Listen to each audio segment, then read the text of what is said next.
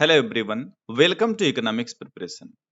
एमपीएचएस set यानी कि high school का जो शिक्षक चयन परीक्षा होना है, हाई स्कूल टीचर का मध्य प्रदेश में।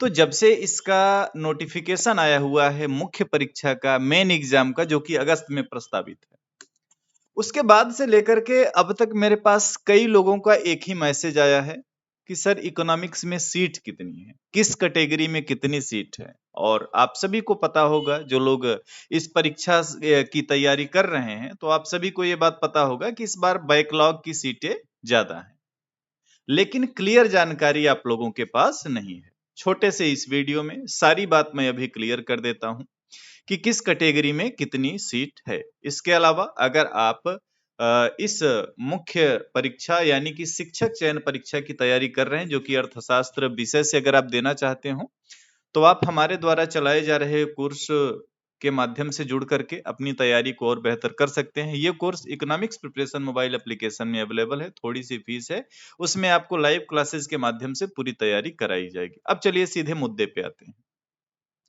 तो मुद्दा क्या है? मुद्दा यह है कि किस कैटेगरी में कितनी सीटें हैं। ये नोटिफिकेशन है, आप सभी ने देखा ही होगा। बाकी बातें पूर्ववत हैं, जो कि मैं पहले भी समझा चुका हूं। तो सीधे हम लोग मूव करेंगे जो मेन टारगेट है अपना। मेन टारगेट क्या कि किस कैटेगरी में कितनी सीटें, ठीक है ना। चलो, तो इसको मुझे जूम करना पड़ेगा। हालांकि इतने में भी उम्मीद है कि आपको दिखाई पड़ रहा होगा ठीक ढंग से। चलो, थोड़ा सा मैंने इसको जूम कर लिया।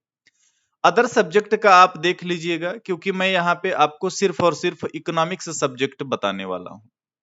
इकोनॉमिक्स सब्जेक्ट में बात करेंगे तो इसमें जो पहला, अब देखिए, जितनी भी सीट थी टोटल 280 सीट है, लेकिन उसको अलग अलग कैटेगरी के हिसाब से बैकलॉग क्या, नवीन पद क्या, इस हिसाब से सारा बंटवारा किया गया है।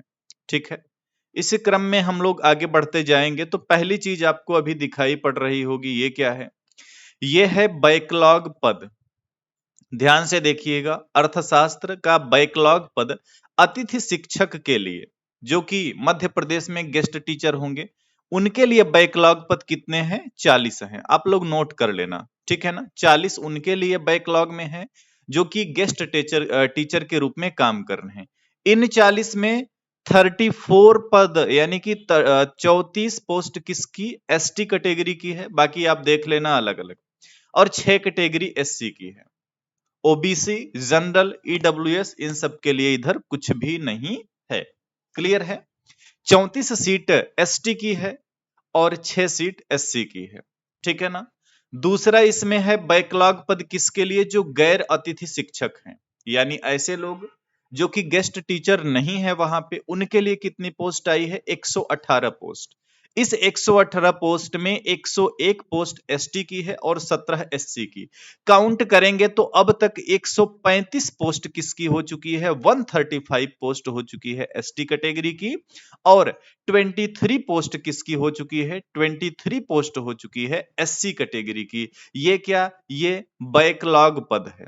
ये क्या है? बैकलॉग पद है। ओके, अभी आपने देखा 150 से ज्यादा सीटें, लगभग 160 सीटें बैकलॉग की हैं। क्लियर है ना। अब आगे बढ़िए, अभी और इसमें बंटवारा दिखेगा। जहां तक आप चाहें तो नोट कर लें, अगर आप चाहते हो। नहीं चाहते हो तो स्पेशली ऐसे लोग जो कि एसटी कैटेगरी के हैं, उनकी नौकरी पक्की है, बस थोड़ा सा आपको मेहनत करनी है। कोई दिक्कत हो तो मैं तो हूं ही, थोड़ी सी फीस देनी है और जुड़ जाना है और बेहतर तैयारी करनी है। आगे बढ़ेंगे। अब देखो, यहाँ पे जो देखना है ना, ये है सीधी भर्ती और नवीन पद, यानी ये बैकलॉग पद नहीं है। इसमें अगर हम लोग बात करेंगे कि इकोनॉमिक्स के क्या हालात हैं, जो नवीन पद हैं, क्योंकि भाई नवीन पद का क्या मतलब? नवीन पद का मतलब इसमें सबको मिलेगा मौका। इसमें बैकलॉग वाली कोई कहानी नहीं है। बैकलॉग क्या होता है? पिछली वैकेंसी में जिस कैटेगरी की जितनी सीटें खाली हो जाती हैं, अगली वैकेंसी में उसको बैकलॉग के माध्यम से निकाला जाता है।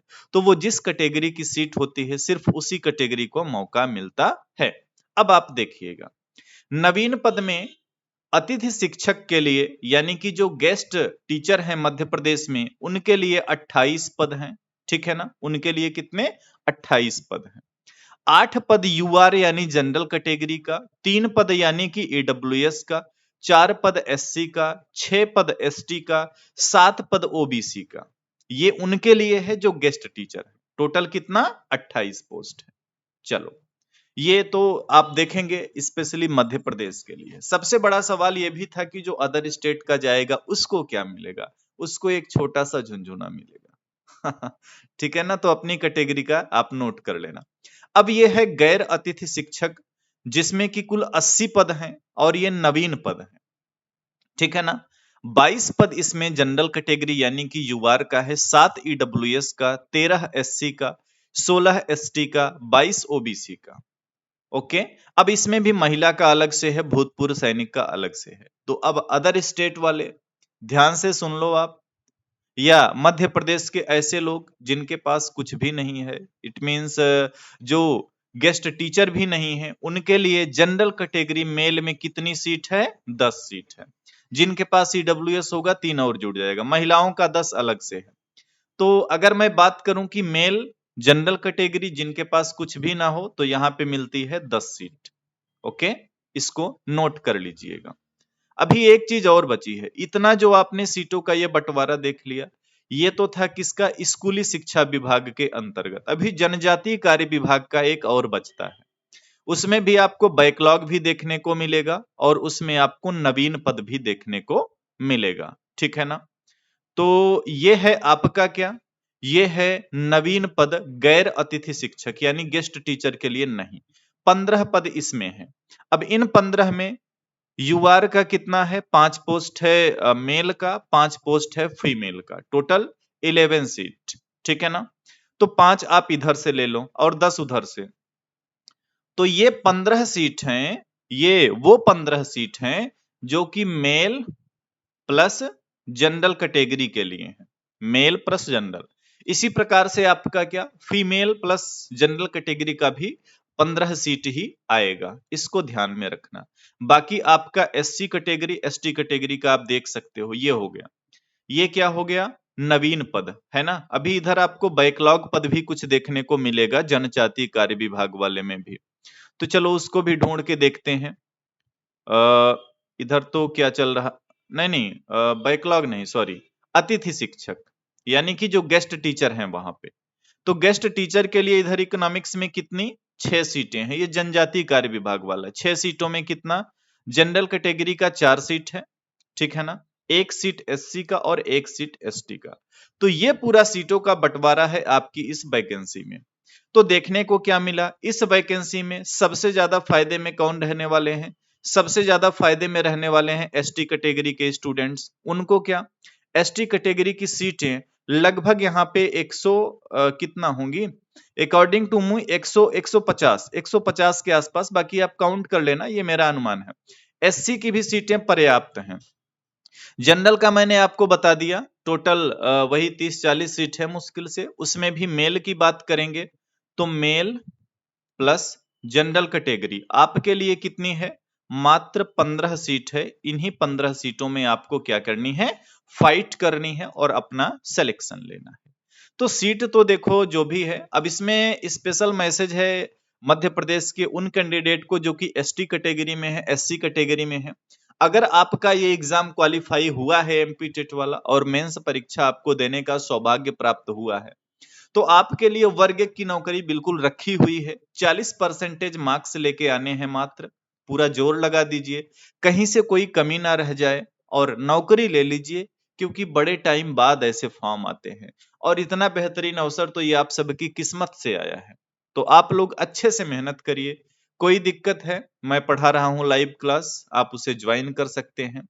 इसके अलावा जो जनरल कैटेगरी है, ओबीसी कैटेगरी है, उनके लिए फाइट थोड़ी ज्यादा है, लेकिन क्या करेंगे, जो है उसी में लड़ाई लड़नी है। हो सकता है सरकार मेहरबान हो जाए और चुनाव से पहले कुछ सीट वगैरह बढ़ा दे, तो आपके लिए भी थोड़ा सा चीजें आसान हो जाएंगी। ठीक है? तो ये पूरा सीटों का बंटवारा था जिसको लेकर के आप सभी परेशान थे।